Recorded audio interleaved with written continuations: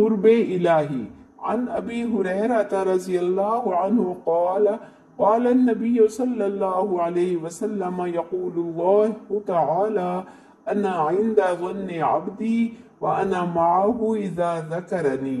ابو ہریرہ رضی اللہ تعالی عنہ سے روایت ہے کہ رسول اللہ صلی اللہ علیہ وسلم نے فرمایا، اللہ جل شانہ ارشاد فرماتے ہیں کہ میں بندہ کے ساتھ ویسا ہی معاملہ کرتا ہوں جیسا وہ میرے ساتھ گمان رکھتا ہے۔ جب وہ مجھے یاد کرتا ہے تو میں اس کے ساتھ ہوتا ہوں۔ اگر بندہ میری طرف ایک بالشت متوجہ ہوتا ہے تو میں ایک ہاتھ اس کی طرف متوجہ ہوتا ہوں۔ اگر وہ ایک ہاتھ میرے قریب آتا ہے تو میں 2 ہاتھ اس کی طرف بڑھتا ہوں، اور اگر وہ میری طرف چل کر آتا ہے تو میں اس کی طرف دوڑ کر آتا ہوں۔ اب یہاں بات یہ سمجھنے والی ہے کہ بندے اور اللہ کا آپس میں کیا معاملہ ہونا چاہیے۔ اللہ جل شانہ تو فرماتے ہیں کہ میں بندے کے گمان کے مطابق اس کے ساتھ معاملہ کرتا ہوں۔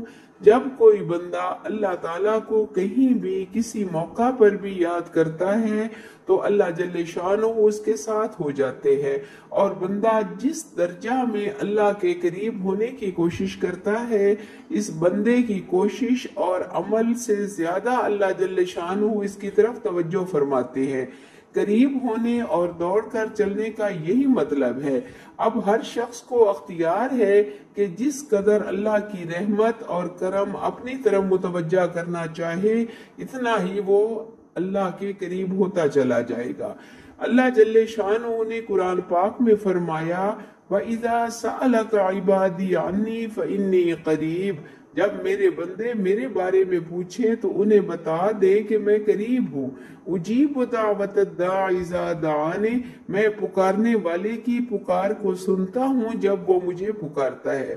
سنتا وہی ہے جو موجود بھی ہوتا ہے اور قریب بھی ہوتا ہے، اور اللہ تعالیٰ کی ذات ایسی ہے جو سب کی سنتا ہے، سب کو دیکھتا ہے اور سب کچھ جانتا ہے۔ ایک جگہ فرمایا، نحن اقرب الیہ منکم ولکن لا تبصرون، ہم تو تمہارے قریب ہیں مگر تم دیکھتے ہی نہیں ہو۔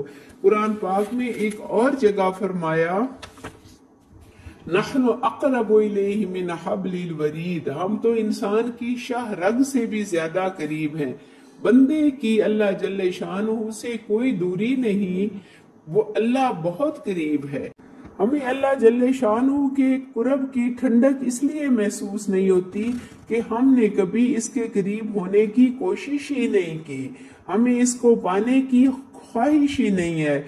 حالانکہ اللہ تعالیٰ فرماتا ہے، اے آدم کی اولاد، تو مجھے طلب کر، تو مجھے پا لے گا، اور اگر تو نے مجھے پا لیا تو سب کچھ پا لیا، اور اگر تو نے مجھے کھو دیا تو سب کچھ کھو دیا، اور میں تیرے لیے ہر چیز سے بہتر ہے۔ اللہ بندے کے قریب ہے، لیکن بد نصیب انسان اس کے قرب کو محسوس نہیں کرتا کیونکہ وہ گناہوں کی زندگیوں میں دھنسا پڑا ہے۔ اللہ جل شانہ نے اپنی کتاب میں فرمایا، وَهُوَ مَعَكُمْ أَيْنَمَا كُنْتُمْ، تم جہاں کہیں بھی ہو وہ تمہارے ساتھ ہوتا ہے۔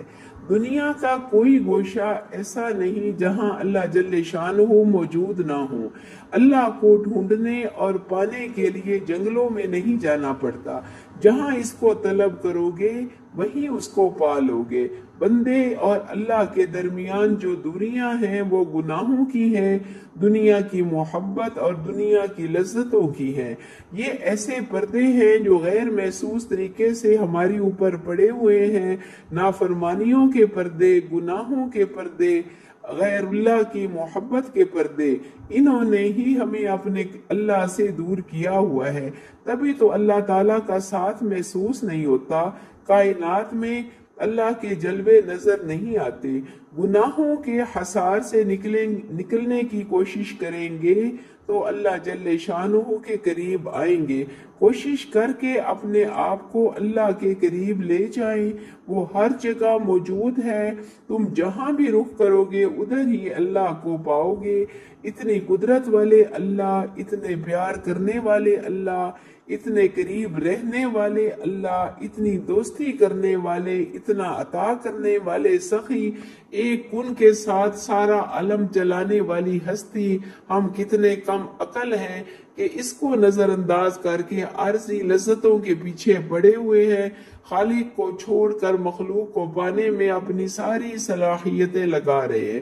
جب ان سے توجہ ہٹائیں گے اسی لمحے اللہ جل شانہ کا قرب نصیب ہونا شروع ہو جائے گا، اور اس قرب کی ٹھنڈک آہستہ آہستہ بڑھتی چلی جائے گی اور زندگی پرسکون ہوتی جائے گی۔